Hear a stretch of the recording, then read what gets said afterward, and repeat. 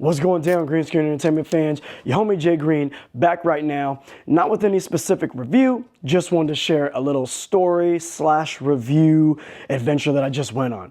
Your homie just went to his first film festival. Now, I don't want to make it sound like I was at this whole big event checking out all these different types of films and it was a multi-day situation. I mean, the film festival is, yes, a multi-day situation, but I just went for one main event. So I was talking to one of my clients the other day, just telling her about some movies that I've been watching, and I start to find out that she's a huge movie fan, right? And she's well older than me, and so I'm like, okay, that's dope. Tell me about some of the movies you like, da-da-da-da. She ends up telling me that she started a film club, and I was like, that's hella fly. So her and her gals, older women call themselves gals from time to time. So her and her gals will get together, right? And they'll go to this old theater downtown Sacramento and they'll watch some new movies, but usually this theater is showing more older films. And then they'll meet out in the lobby and they'll talk about it, and they do that like once a month. I was like, yo, that's hella dope.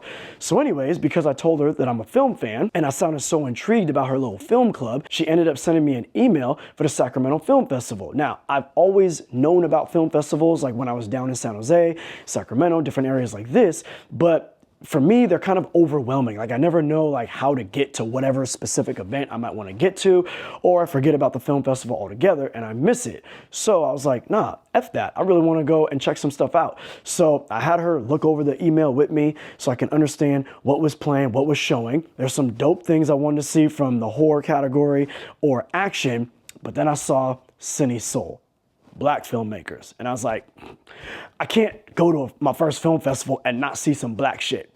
What kind of person would I be, right? So as I'm looking through these films that they have, I see one called Mildred for a Million, and it's starring Marla Gibbs. Now, if y'all don't know who Marla Gibbs is, she's probably most famous for her role on The Jeffersons. So I click on the trailer, and it's about this grandma who's trying to connect with her granddaughter. But of course, in the day and the times that we live, her granddaughter is like glued to the tablet, paying her no mind. But not even just the granddaughter. The mom, the husband, the brother, like everybody is not really paying much attention when they go into grandma's house. Now that's obviously a very real thing that we've all dealt with. I don't care what age you are, at some point in time in the past like 6 to 10 years, someone wasn't paying attention to you because they was glued to the phone, glued to the tablet, talking about, hold on 1 minute. Okay, gotcha, for sure, whatever. Wait, what'd you say? So I'm like, okay, I want to see this play out. And at the same time, I got a 2-year-old right now. My wife is pregnant with twins. My God, what did I do?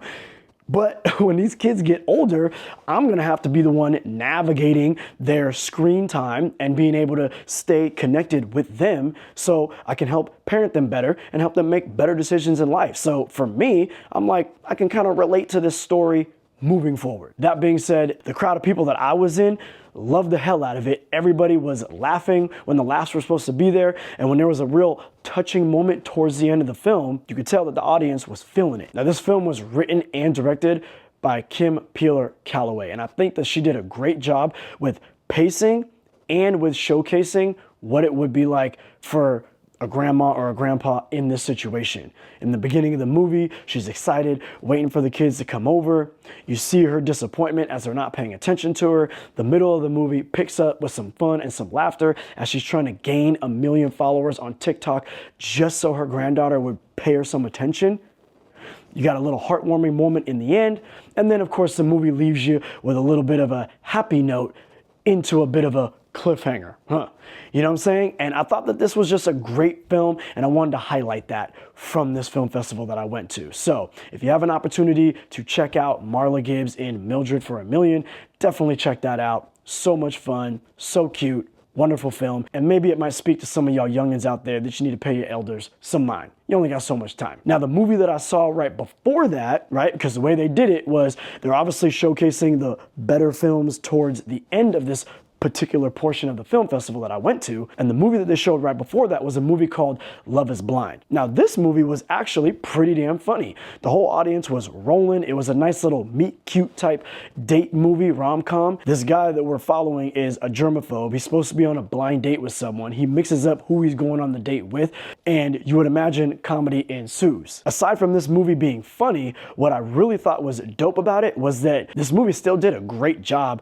to showcase how he was able to mix up the person he's supposed to be on the date with the person that he was on the date with. So when the movie finally showcases, hey, yo, bruh, you're on the date with the wrong person, he's looking back and all the things that he's thinking about that he missed in that club at the time, in that bar at the time, they showed in the movie. So the movie does not cheat how he mixes up these people, where the other chick was at, all that different types of stuff. And so I thought that was like pretty fly for a little romantic comedy. And Love is Blind was written and directed by Parnell Walker. I think she did a great job. I could easily see if this movie was fully fleshed out into a feature-length film, that it would probably be super funny, well-received, and even have some touching moments to bring it home. Now on the flip side, the movies that came before those two that I just listed, in my professional opinion, not very good. Now, the reason I say that is because, again, going to a film festival when you have a team of people, cinematography, sound mixing, acting, directing coordinators, all these types of people that make a movie. It takes a large team of people and everybody got to be on their A game, right? You're going to have someone holding up reflecting panels, getting the lighting just right, the sound just right, the costumes, everything you can imagine that you see on screen. Somebody is the professional behind that thing. So you got to give great respect when you see the big dogs doing it, but you also still got to give great respect when you see the little dogs doing it. So I give mad respect that these people were able to come up with a story, a script, get actors involved, and put it all out, for sure. But at the same time, I was really kind of scratching my head because I'm like, a lot of this looks hella amateur in the sense that the lighting is blown out, or there's continuity issues. There's a scene in one of the movies where this girl's talking on the phone, she's holding like 2 hangers with clothing, and then literally in the next scene that should be the same scene because she's having the same conversation, she's holding 1 hanger with a separate item of clothing, and then it goes right back to the other 2. So it was just random things like that. And I'm like, whoa, this is crazy, right? Then there was another movie that actually had a really interesting story about like a town back in the day, olden times, that had a mine, and then, you know, the son was lost in an explosion in the mine, and maybe the townspeople are no longer looking for him. And then, you know, the parents, you know, maybe the wife cheated on the husband at one point in time, and the daughters are like, Mom, can we get some of that sweet lemonade? And she's like, oh, we're all out. And then the husband, this was actually pretty funny, was like, you gave all that away too, huh? Funny, yes, but then the acting was like way over the top. And it didn't feel like it was supposed to be like that. Then all of a sudden she has some kind of voodoo powers. I don't know. Stories and acting, the lighting, the sound mixing and stuff like that was like all over the place. Now, my main takeaway from that was dope. These people are doing better than me. They have movies in a film festival. I ain't doing shit. I'm just some idiot on YouTube. Honestly, I'm not even gonna front.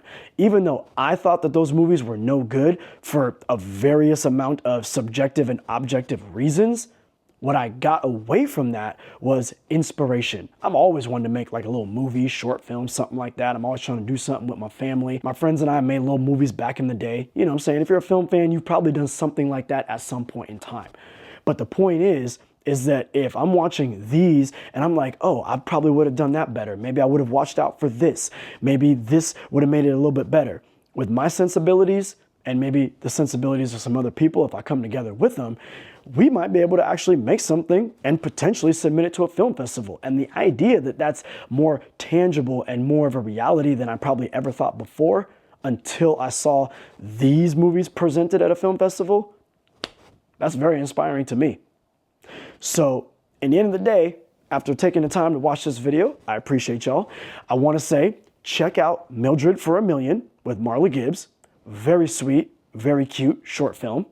If you can find it and check out Love is Blind. I thought that movie was hilarious. It had a cool and dope story with nice little things woven in there that when you look back, you're like, they took some time and effort on that. That was great. And then if you out there have ever aspired to create something yourself, you can too. That's all I got for you right now, y'all. Your homie, Jay Green, I'm out.